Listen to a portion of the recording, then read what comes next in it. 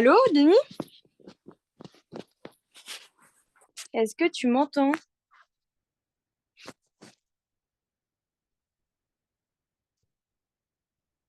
Salut, ça va? Oui, et vous? Oui, ça va très bien. Du coup, t'es en vacances enfin? Oui, Ça fait du bien. oui. Du coup, pour aujourd'hui, qu'est-ce que tu veux travailler? Euh, je sais pas. Tu sais pas? On va continuer sur la grammaire, orthographe, tout ça? Ok. Ok, et ben on fait ça. Alors, tac, qu'est-ce que on pourra refaire que qu'on n'a pas fait? Donc, on va peut-être s'attarder sur hum, hum,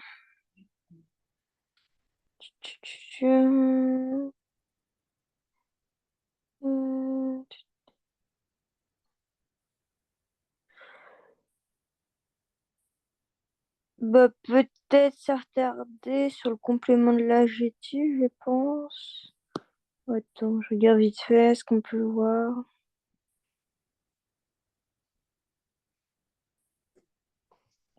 Euh, ouais, faisons ça. Euh, L'expansion du nom, tiens, faisons ça. Tu sais ce que c'est du coup les expansions du nom?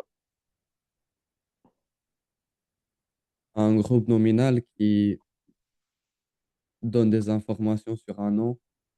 Ouais. Donc, c'est tout le temps divisé en trois classes de mots ou de groupes de mots. Voilà, plus globalement qu'un groupe nominal, très bien. Et en fait, c'est la fonction, c'est à peu près la même. Donc voilà, elle agit, il s'agit du coup de compléter ou de qualifier un nom, très bien, de ce que tu as dit. Euh, du coup, celui-ci il est donc assorti avant, après, mais jamais seulement d'un complément d'information. Donc, tu as l'adjectif qualificatif, le groupe prépositionnel ou la proposition relative. Donc, tu as trois types d'expansion du nom. Est-ce que tu peux me dire lesquels? Épithète, l'épithète. Très très bien. Ouais, c'est ça. Donc, l'adjectif qualificatif en fonction d'épithète, ok, qui lui permet de qualifier quoi? Directement quoi? Un nom. Ouais, très bien. Du coup, exemple, ce poulain Camarguais semble posé pour la photo. Donc là, tu as l'adjectif qualificatif justement qui avait une expansion du nom. Tu as aussi quoi comme type d'expansion du nom? Euh, je sais plus. Tu as le groupe prépositionnel, donc un groupe nominal, comme tu l'as dit. Donc lui, il introduit comme son nom. euh, Attends, je réponds juste à Laurent. Hop, voilà. Du coup, tu as le groupe nominal qui, lui, introduit comme son nom l'indique une préposition. Donc c'est un complément du nom telle est sa fonction. Exemple, ce poulain de race camarguaise semble posé pour la photo. Et tu as quoi en troisième aussi expansion du nom? Troisième type d'expansion du nom?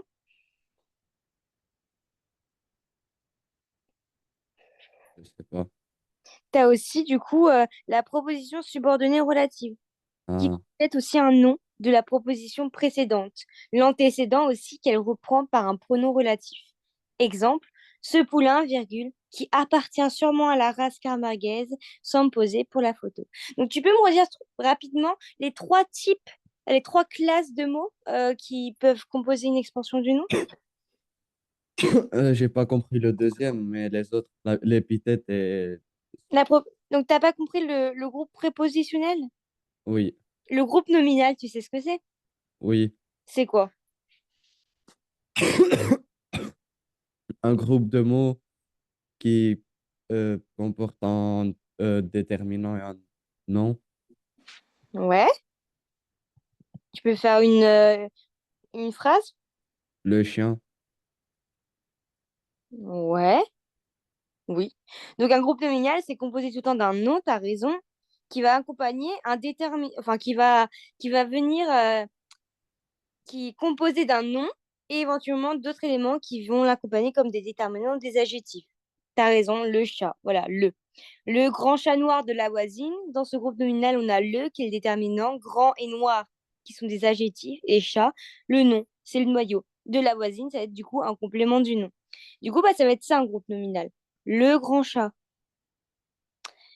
Donc là, ton expansion du nom, c'est à la fois par rapport à un adjectif qualificatif ou épithète, mais aussi une proposition subordonnée relative et aussi un groupe nominal, mais qu'on peut appeler aussi un groupe prépositionnel.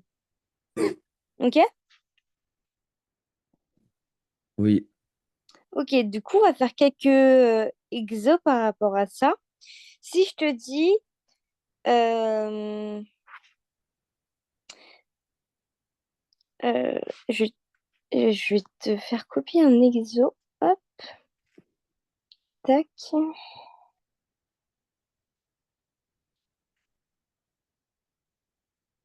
Attends. Hop, du coup, non, du coup, ça veut pas. Bon. Du coup, voilà. Du coup, pour l'expansion du nom, on va faire quelques exos. Euh, Excuse-moi, j'en cherche.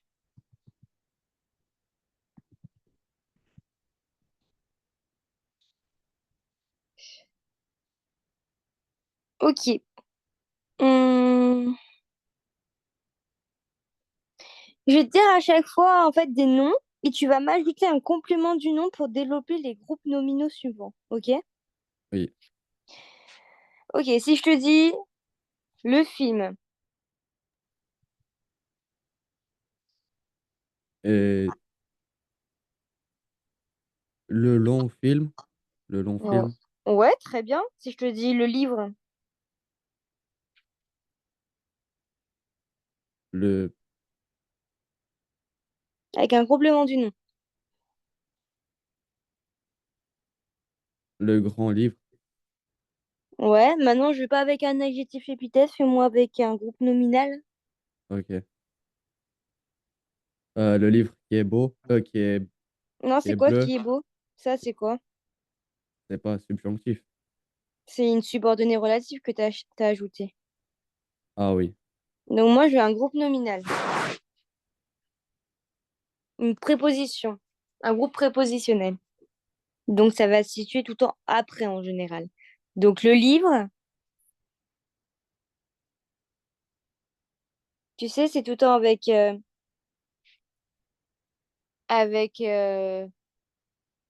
c'est introduit par une préposition souvent et après tu vas mettre ton nom ou tu vas mettre autre chose. Donc le livre, j'ai pas compris. bah là tu vas juste ajouter du coup un groupe nominal.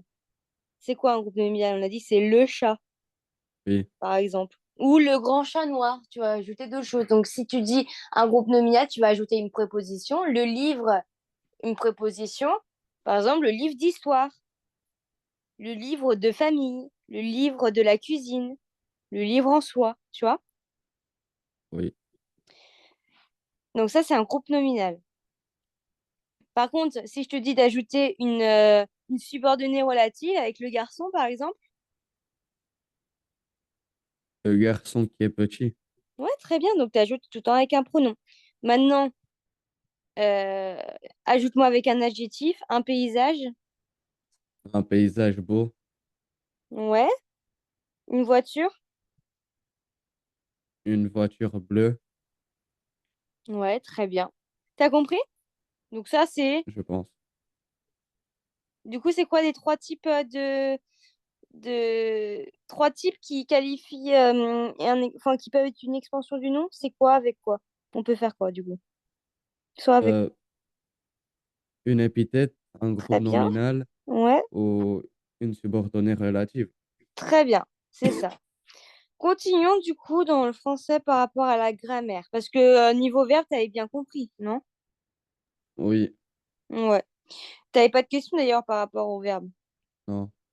Ok. Peut-être on va s'intéresser aux fautes fréquentes qu'on peut faire. Justement, je voulais faire avec le verbe, mais du coup, tu m'as dit que c'était bon. Euh,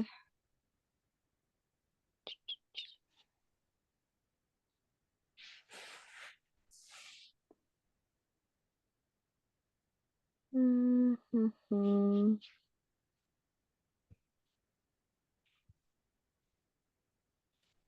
Désolée, je cherche du coup. Mhm. T'es bien malade. Ouais. Hmm.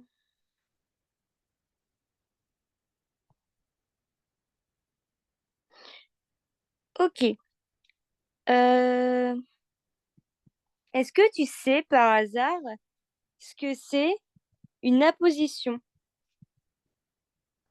Non.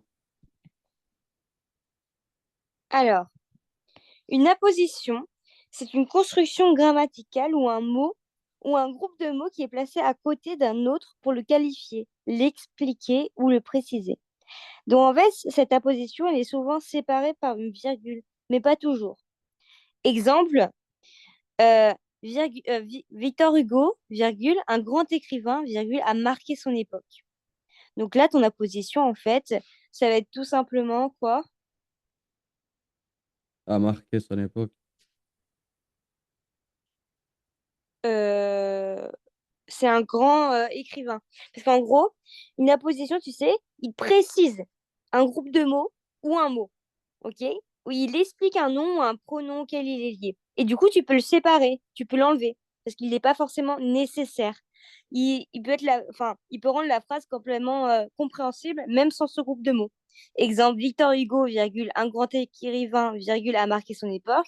Si tu dis Victor Hugo a marqué son époque, bah, c'est tout à fait compréhensible. C'est juste le fait qu'un grand écrivain, ça fait juste rajouter une information en plus. Mais sans ça, eh ben, ça reste quand même compréhensible. Tu comprends? Je pense. Si je te dis Paul, virgule, mon frère, virgule, est un musicien. Et musicien, pardon. Où est la position? Mon frère? Ouais, mon frère, qui est la position qui précise qui est Paul. Mais si tu dis Paul, Ah, virgule, et musicien, bah voilà. Et en fait, ça, c'est juste. En fait, ça a un lien par rapport à d'autres aussi. Bah, d'autres fonctions grammaticales, mais tu vois, là, on appelle ça une apposition. C'est quand tu précises quelque chose ou tu expliques un nom, un pronom qui est lié, mais tu peux souvent bah, l'enlever.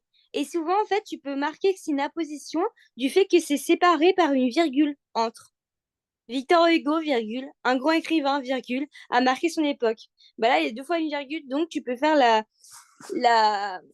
la déduction logique que comme il y a une juxtaposition et c'est séparé par une virgule, du coup, eh ben, tu peux en déduire que quand on supprime ce groupe de mots, bah, c'est tout à fait français et la phrase, elle est compréhensible. Du coup, bah, c'est ce qu'on appelle une apposition. Voilà. OK? oui. Dernière, pour voir rapidement, tu dois m'ajouter une apposition euh, dans la phrase Jules César a marqué l'histoire de Rome.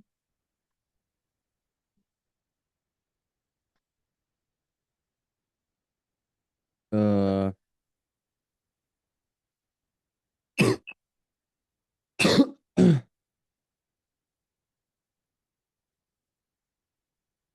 Jules César, qui était un homme, a marqué l'histoire.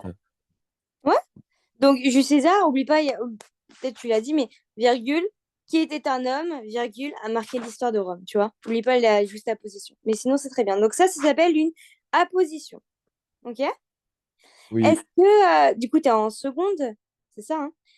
Est-ce que tu es en train de voir en ce moment les figures de style? non, T'as pas du tout vu. non, Vous voyez pas ça en seconde. pas encore. Est-ce que Parce tu... qu'on n'est pas, on est dans une école européenne, c'est pas une école. Ah oui, c'est différent, ok. Est-ce que tu veux voir ça ou tu veux qu'on continue d'autres choses? J'aimerais bien voir. Ouais, c'est juste, tu vois, ça peut apporter un petit plus, un petit truc en plus et en même temps, je me dis, en plus de ça, bah, ça peut t'apporter une petite culture et une avancée sur d'autres trucs. Du coup, attends, j'avais fait un coup. Tac, tac. Non, c'est pas ça, c'est lui. Il est où? Il est là. Je te fais un petit partage. Est-ce que... Ok. Donc, attends. Hop.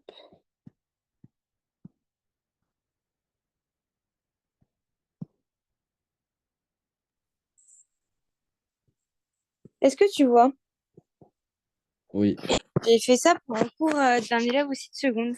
Du coup, en fait, les figures de style, tu sais ce que c'est globalement? non. Bah, en gros, c'est ça qui va permettre dans des textes de déterminer si la phrase, elle compare ou si justement il y a une juxtaposition de deux mots contraires ou plein de phrases en fait qui vont atténuer ou pas ou répéter. Et en fait, au lieu de dire bah ça se répète la phrase oh il y a une liste comme une liste de courses tout ça, et ben, en fait ça va apporter des noms et ça va parler de figures de style. Donc c'est des explications de phrases en fait. Et tu as plusieurs types de phrases du coup. Tu as des figures d'analogie, des phrases analogiques, on peut appeler ça, mais on va les appeler les figures analogiques. Tu as des figures ou des phrases d'opposition. Tu as des figures de substitution aussi, des figures d'atténuation et des figures d'insistance et d'amplification et aussi des figures syntaxiques. Ok, donc tu as plusieurs types. Et la plupart, il y en a quand même qui sont relativement faciles, d'autres qui sont un peu plus délicates et beaucoup plus subtiles.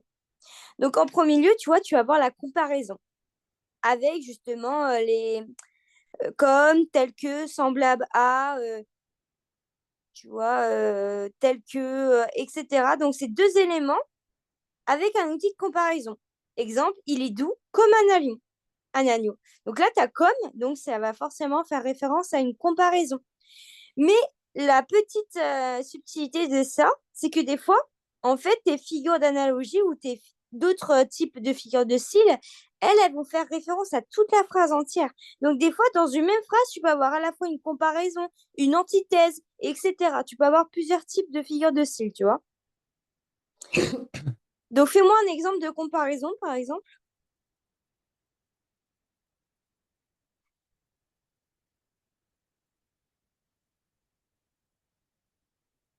Il est grand comme un basketballeur. Très bien.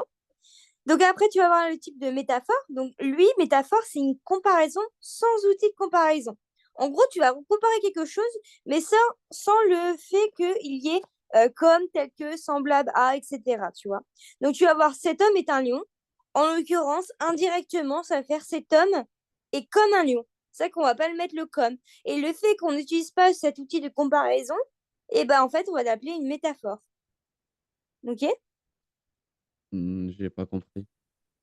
Donc, une métaphore, c'est comme une comparaison, sauf qu'on ne va pas utiliser un outil de comparaison comme, tel que, semblable.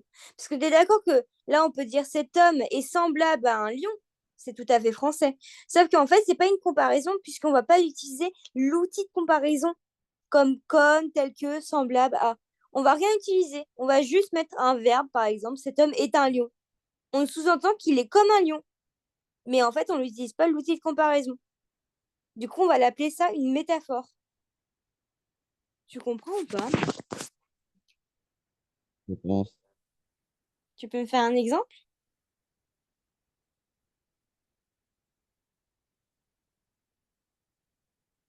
J'ai pas compris. Ok. Donc, en gros, une métaphore, euh, c'est... qu'est-ce que je pourrais expliquer comment? Euh,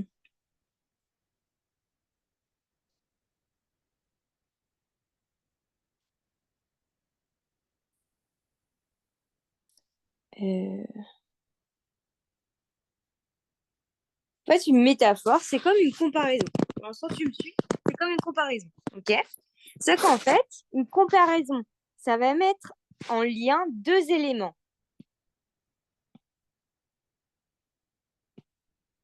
Ok. D'accord que là, tu as le comme, là. Ce comme, c'est lui qui met en comparaison le doux et l'agneau. Il est doux comme un agneau. Il est gentil comme, je sais pas, comme ma mère, tu vois.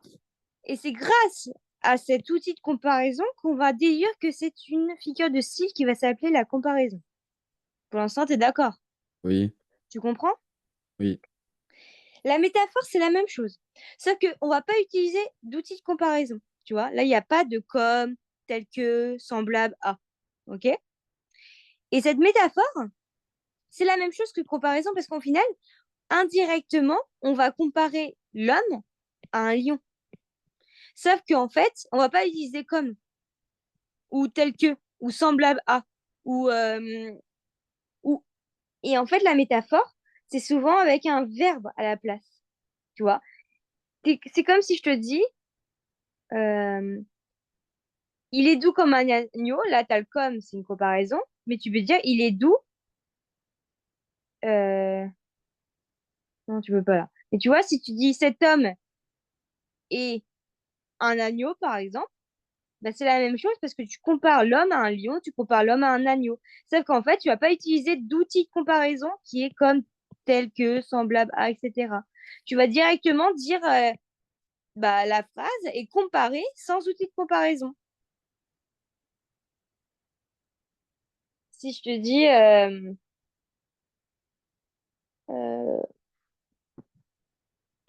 mon patron est un vrai requin, tu sous-entends quoi là? Tu comprends quoi dans cette phrase?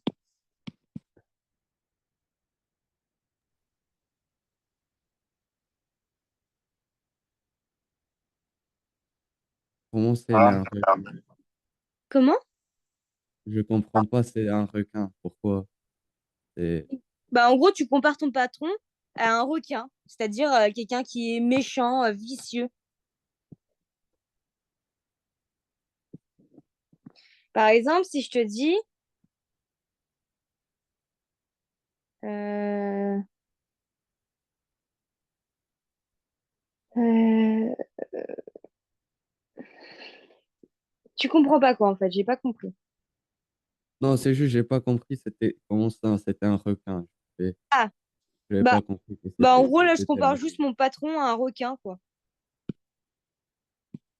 Je fais qu'en fait, mon patron est un vrai requin. Donc, tu compares, en gros, tu es d'accord, ton patron à un requin.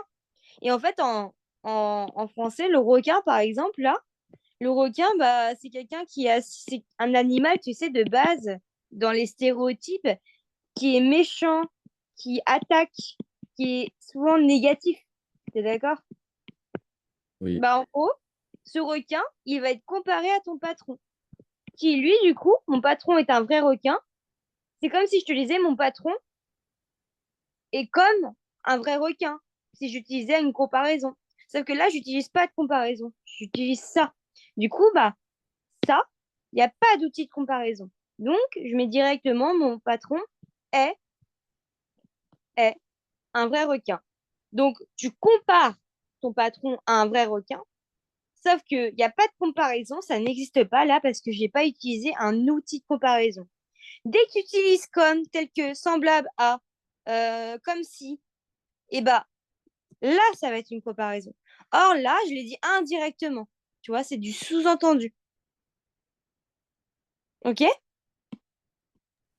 oui. Fais-moi un exemple. Ou sinon, tu sais quoi? Je te dis des métaphores ou pas, et tu vas me dire si c'est des métaphores. Ok. Ok, on fait ça. J'efface, hop, si ça marche. Hop.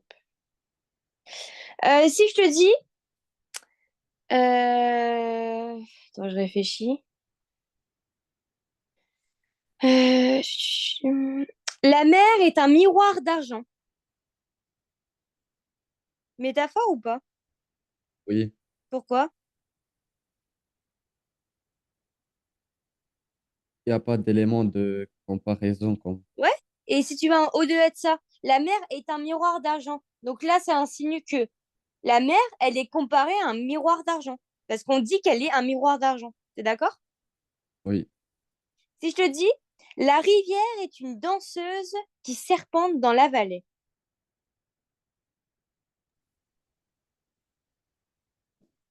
la rivière est quoi?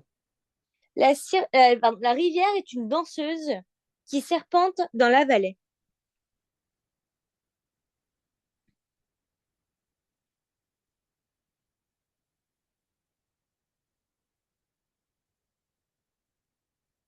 C'est pas une Métaphore? métaphore. Pourquoi c'est pas une métaphore? parce qu'il n'y a pas de comparaison. Moi, je te dis la rivière. La rivière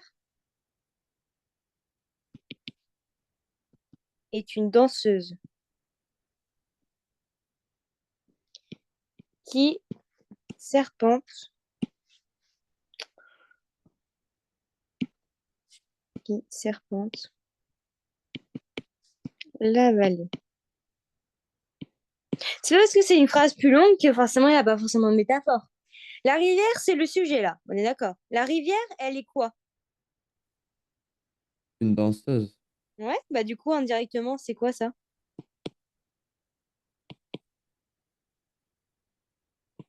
C'est une métaphore? Parce que tu es d'accord que là, on dit indirectement que la rivière, elle est une danseuse. Ok? oui, Donc, et comme si tu veux une danseuse. Sauf que là, il n'y a pas le comme. Du coup, ça va être une métaphore. Tu comprends ou pas? je pense. On en refait une. Si je te dis, le soleil est une boule de feu suspendue dans le ciel.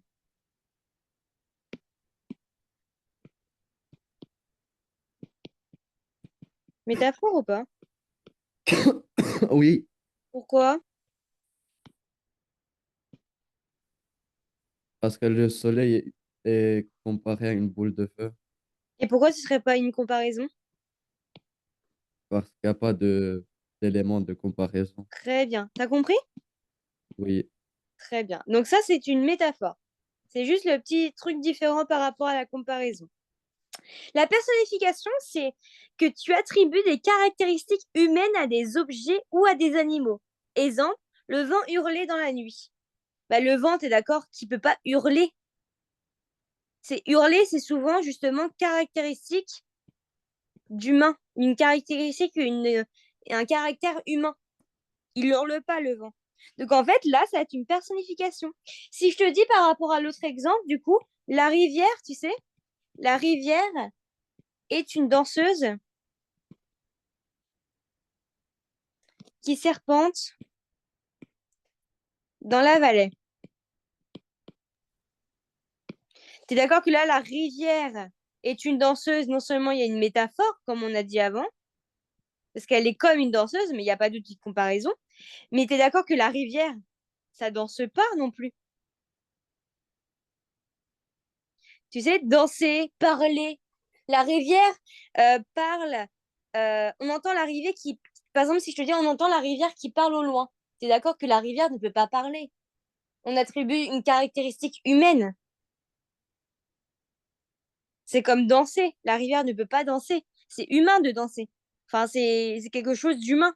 On humanoïse ce caractère humain, t'es d'accord? oui. Du coup, bah, non seulement il y a une métaphore, mais aussi il y a une personnification.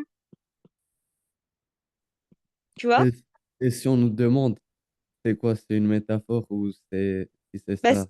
c'est les deux. C'est les deux. Parce que t'es d'accord. En fait, si tu dis qu'il n'y a qu'une métaphore, non seulement tu as juste, mais si tu dis qu'il n'y a qu'une personnification, tu as juste aussi, tu vois? T'as pas de fausse erreur. Ok? Oui, Euh, si je te dis par exemple,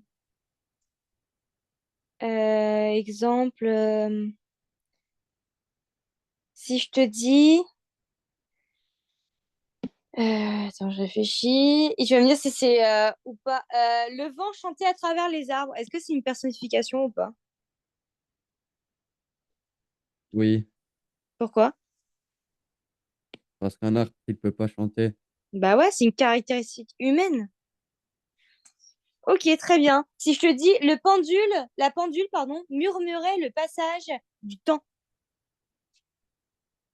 Oui, c'est Très bien. Donc ça, c'est une personnification. Et le dernier truc des figures d'analogie, on a l'allégorie. Donc l'allégorie, c'est quoi? C'est un grand mot complexe, mais au final, c'est simple. Ça représente une idée abstraite pour une idée concrète, pour une image concrète. Exemple, la faucheuse, ça désigne la mort, par exemple. Mais tu as d'autres exemples d'allégories, tu vois. Tu as par exemple, je sais pas, donc tu as la faucheuse qui représente la mort. Si je te dis, euh, si je te dis, hum, si je te dis, tu vas me dire si c'est une allégorie ou pas. Euh, la fortune tourne sa roue, distribuant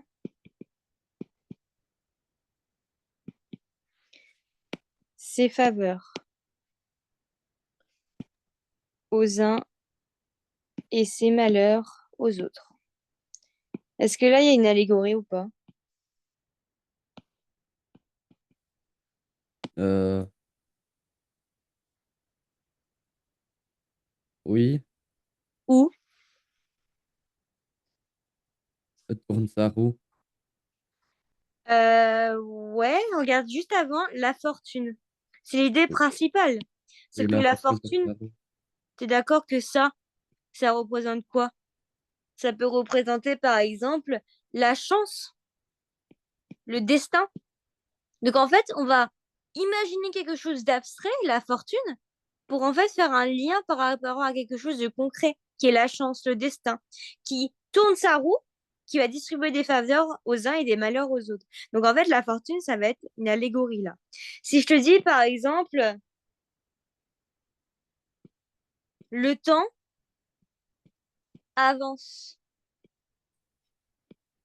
effaçant les souvenirs des uns et des autres. Donc là, le temps, ça va être aussi une allégorie. Parce que le temps, ça va être représenté comme une force inéluctable. C'est quelque chose d'abstrait, tu vois, le temps. Mais en gros, ça fait aussi quelque chose de concret. Parce que bah, théoriquement, ça avance et ça montre une force inéluctable.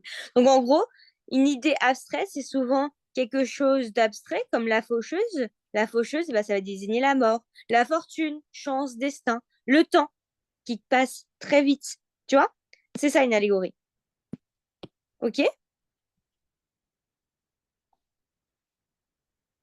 T'as pas compris. Bof. Non, j'ai pas compris. Ok. Bon. Une allégorie, comme on a dit, c'est quoi? C'est une figure de style qui consiste à représenter une idée abstraite, comme la liberté, la justice, la mort, le temps, à travers une image concrète, un récit ou un personnage concret. Elle permet du coup une dimension visuelle ou narrative, ok? Et ça va faciliter ainsi la compréhension et l'impact émotionnel. Par exemple, si je dis la justice, femme aux yeux bandés, tenant une balance et une glaive, la justice, bah là, ça va être une allégorie parce que c'est une idée abstraite euh, pour quelque chose de concret, tu vois. Donc, ça aussi a des usages symboliques comme la mort, tu sais, la faucheuse, comme je t'ai dit avant. Par exemple, si je te dis le temps est un vieillard à la barbe blanche, le temps, tu es d'accord, il est personnifié à quelque chose qui est symbolisé comme le passage inévitable à des heures et à la fin de la vie. Donc, il y a quelque chose d'abstrait. Le temps, tu as la justice aussi, tu vois. Souvent, c'est représenté par une majuscule même. Donc, en fait, le temps, la justice, la faucheuse, la liberté. Mais en fait, il y a tout le temps des sous-entendus derrière ça. OK? Donc, en fait, ce but de l'allégorie, il va clarifier des idées complexes, il va éveiller des émotions et aussi transmettre un message. Donc, si je te dis le temps, un vieillard à la barbe blanche portant un sablier dans une main et une faux dans l'autre, le temps, derrière ce message, le temps, bah, en gros, ça veut dire que c'est symbolisé par le passage inévitable à des heures et à la fin de la vie. La faucheuse, bah, indirectement, ça veut dire que bah, la mort va pas tarder à venir. La justice, bah, par exemple, là, la liberté, pardon, elle est représentée sous des traits d'une femme, justement, souvent portant un drapeau. Tu vois, il y a toujours une image derrière ça. Si je te dis, par exemple, le coq, et bah, ça va penser à quoi tout de suite? La France, tu vois? Le drapeau de la France. Tu comprends? C'est comme, c'est comme la pizza pour l'Italie. C'est ça. C'est une Ah, représentation abstraite pour une image concrète derrière. Tu comprends? oui, Donc ça, c'est l'allégorie. Donc si on revoit vite fait, il y a la comparaison, avec un outil de comparaison. La métaphore, c'est la même chose que la comparaison sans l'outil de comparaison. Tu as la personnification qui, lui, va du coup attribuer des caractéristiques humaines à des objets ou à des animaux. Le vent hurler dans la nuit. Et l'allégorie, ça va représenter une idée abstraite pour une image concrète. Le temps, la justice, la pizza, le coq, la liberté, la faucheuse. Tu vois, on sait très bien que quand on parle de faucheuse, bah, ça va désigner la mort. Donc ça, c'est des figures d'analogie. Donc après ça, tu as les figures d'opposition. Tu en as trois principales. Tu as l'antithèse, ça s'appelle. Donc tu vas opposer deux idées dans une même phrase. Le jour naît quand la nuit meurt. Donc là, tu es d'accord que tu opposes deux idées parce que à un moment, tu dis le jour, il va naître, mais aussi la nuit, elle meurt. Naître, meurt. Jour, nuit. Tu opposes deux idées. Et c'est pas quelque chose de contradictoire, hein, une antithèse. Hein. Donc, par exemple, exemple d'antithèse connu, euh, si je te dis, par exemple, euh, si je te dis, le passé est une source de tristesse, l'avenir est porteur d'espoir. Bah là, tu vas opposer deux idées ou deux concepts. Tu vas créer un contraste, c'est ça, une antithèse. Une antithèse, c'est créer un contraste. Ok? Elle aimait le jour, il adorait la nuit. Tu vois? T'opposes deux idées. C'est des idées, hein, oublie pas. Hein. Pas un groupe de mots. Donc le jour, il naît, la nuit meurt. Tu vas opposer deux idées. L'eau calme et le feu furieux. Tu comprends ou pas? oui, Donc ça, c'est une antithèse. Un oxymore, attention à ne pas confondre, oxymore, c'est deux mots et pas des idées. Hein. C'est deux mots contradictoires. Exemple, cette obscure clarté. Tu es d'accord que la clarté, elle ne peut pas être obscure. Si je te dis, par exemple, le euh, magnifique et horrible arbre. Bah, l'arbre, il est en même temps magnifique, mais il est horrible. Bah, du coup, tu vas opposer deux mots. Et uniquement des mots, pas des idées, hein, comme l'antithèse. Fais-moi un exemple d'oxymore. Non, mais c'est quoi la différence entre deux idées, deux mots? Bah, deux mots, c'est vraiment un mot et un autre mot. Alors que là, antithèse, c'est des idées. Donc, c'est un groupe, si tu veux, un groupe entier dans la phrase, qui fait que tu vas comprendre l'idée. Par exemple, dans l'antithèse, si je te dis euh, l'eau calme et le feu furieux, bah là, l'eau calme, c'est un groupe de mots. Le feu furieux, c'est un autre groupe de mots. Donc ça va faire référence à une idée et ça, une seconde idée. Donc là, ça va faire une antithèse. En l'occurrence, si je te dis, pour un oxymore, euh, si je te dis oxymore, je peux te dire quoi un oxymore? Euh, une douce, non, un silence assourdissant. Souvent, c'est des petites phrases comme ça, un oxymore. Un silence, tu es d'accord, qui peut pas être assourdissant. C'est deux mots qui sont totalement contradictoires, qui ne vont pas ensemble. Le magnifique et horrible arbre. Ok? Oui. Si je te dis par exemple un mort vivant, ça c'est quoi, un oxymore ou une antithèse? Un oxymore? Ouais. Mort, il peut pas être vivant. Tu vois? Donc ça c'est un oxymore. T'as compris? Oui. Ok.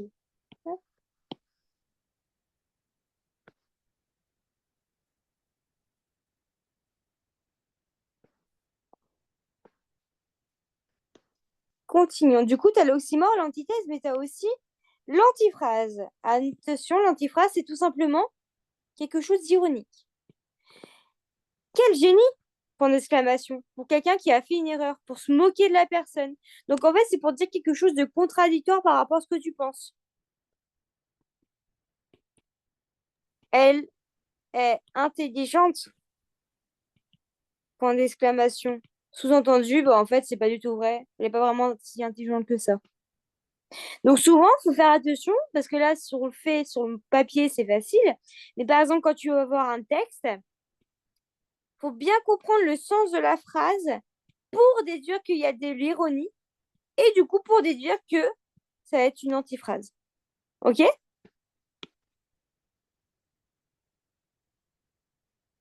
Tu as compris? Oui. Oui, oui. Donc, il y a l'antithèse qui va opposer deux idées dans une phrase entière.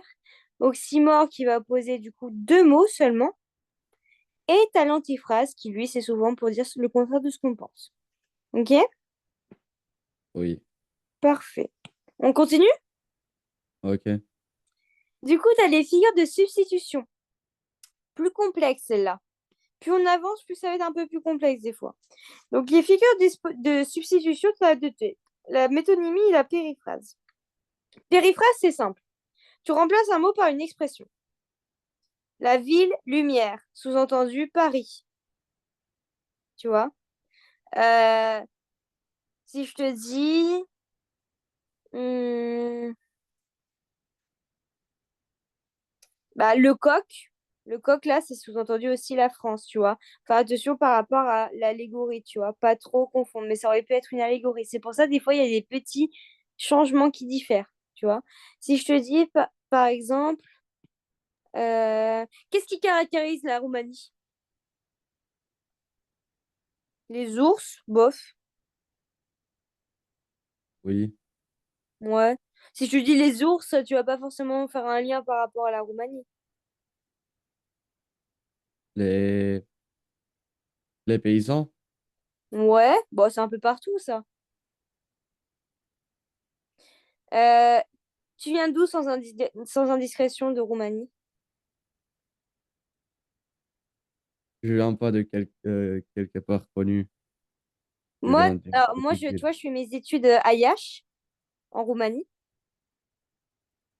Non, moi, c'est quelque chose de petit. C'est où à peu près?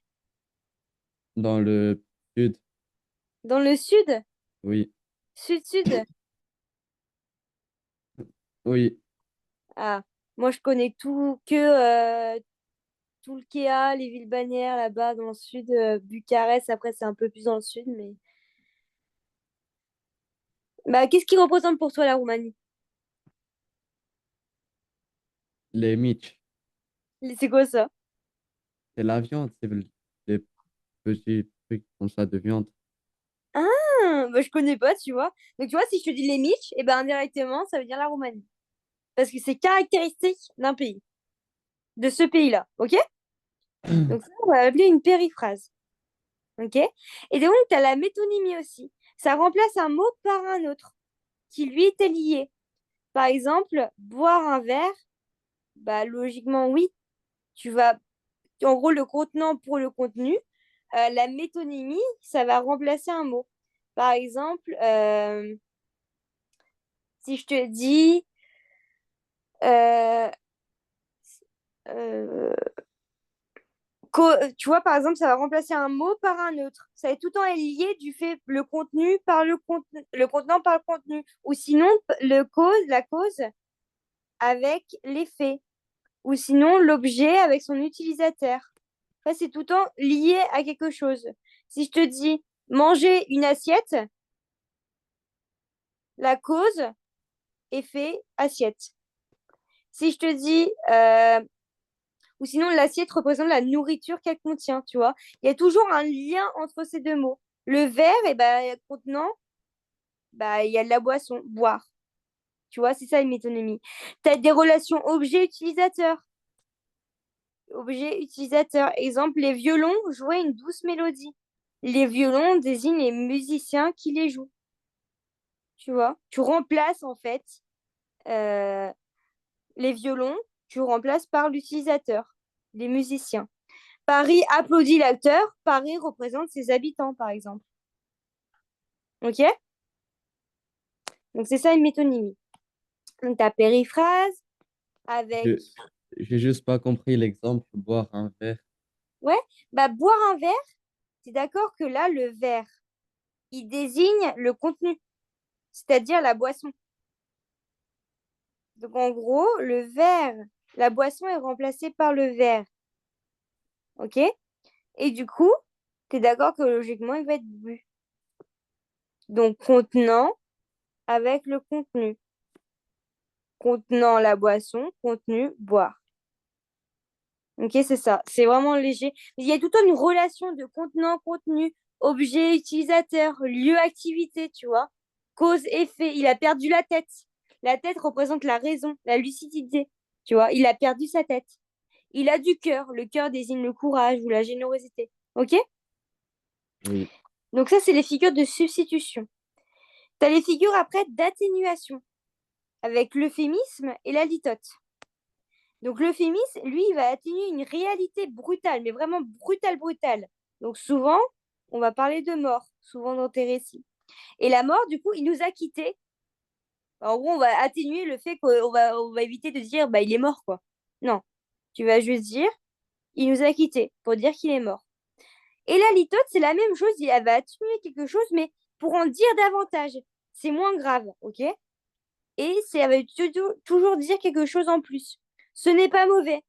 En gros, ça veut dire que c'est très bon. C'est pas si mal. Bah, on atténue le fait que c'est très bon, tu vois. Donc, l'euphémisme, c'est tout le temps pour accentuer, enfin, atténuer, pardon, une réalité vraiment brutale, brutale, alors que la litote, c'est pour en dire davantage.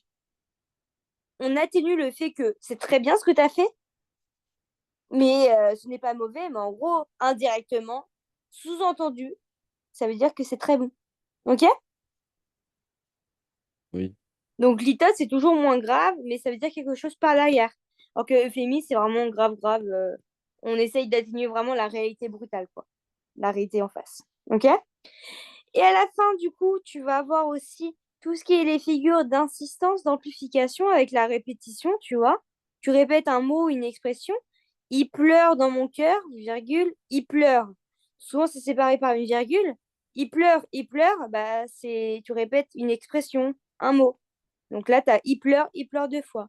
L'anaphore, c'est la même chose, sauf que tu répètes seulement en début de phrase ou de vers. Donc c'est souvent dans les récits. Paris, virgule, Paris au trajet, Paris brisé, Paris martyrisé. Tu as l'hyperbole qui va exagérer ta phrase. Je meurs de faim. En vrai, tu meurs pas, mais tu exagères ta phrase.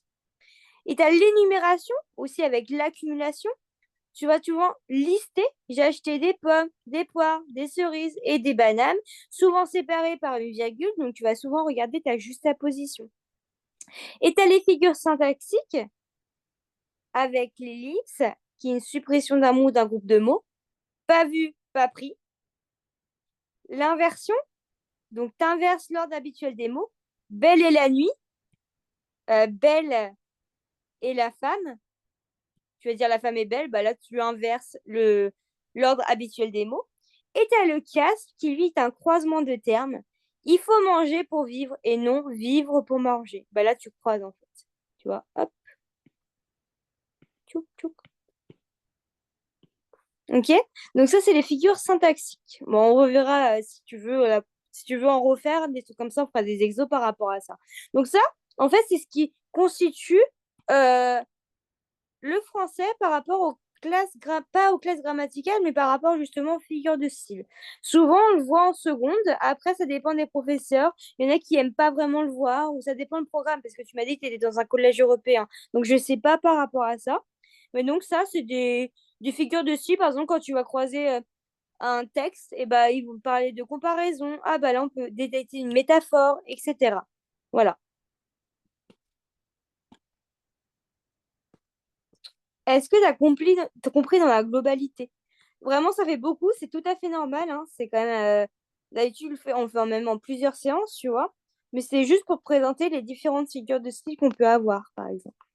J'ai Voilà. pas compris juste à la 5 c'est quoi la différence entre euh, répétition et anaphore?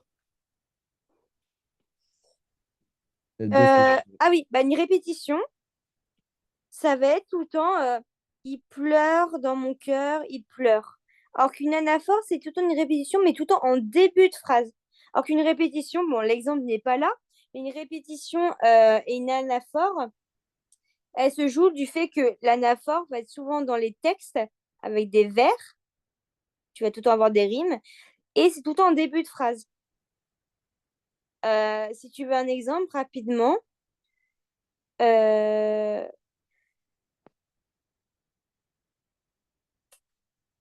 euh, si je te dis en anaphore, moi, président de la République, je ferai, moi, président de la République, je ferai. En fait, anaphore tout le temps en début de phrase. Retiens ça, début de phrase tout le temps. Paris, Paris outragé. Sauf que là, c'est mal présenté. Mais ça aurait été présenté comme ça. Paris, virgule, Paris outragé, Paris brisé, Paris martyrisé. Ce sera tout le temps en début de vers, tu vois.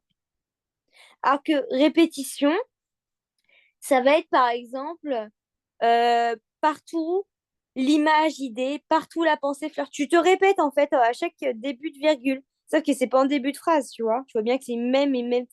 Non, c'est pas là. Il pleure dans mon cœur, il pleure. Bah là, tu es d'accord que c'est même et une même phrase. Il pleure dans mon cœur, virgule, il pleure. C'est la même phrase. C'est pas une anaphore, puisque c'est une même et seule phrase et il y en a une répétition à la fin par rapport au début. Donc là, ça va être une répétition, alors que l'anaphore, tout le temps en début de phrase. Donc là, c'est mal, excuse-moi, c'est mal présenté. C'est tout le temps comme ça. Début de phrase ou début de vers. Ok? Oui, Voilà, c'est ça, la différence. Anaphore, c'est tout le temps en début de phrase ou de vers. Alors que la répétition, bah, ça va être dans une même et même phrase. Mais par contre, tu vas voir qu'à la fin, bah, ça va se répéter. Donc tu vas en déduire que c'est une répétition. Voilà. Ok? oui. Je te donnerai ce cours si tu veux le voir rapidement et puis voilà. Sinon, t'as compris globalement tout ça? Oui, à peu près, oui. Ok. Du coup, vous pouvez l'envoyer? Ouais, ouais, je t'enverrai directement sur WhatsApp, je te fais ça. On se dit à une prochaine fois. Oui, au revoir. Au revoir, passe de bonnes vacances. À vous.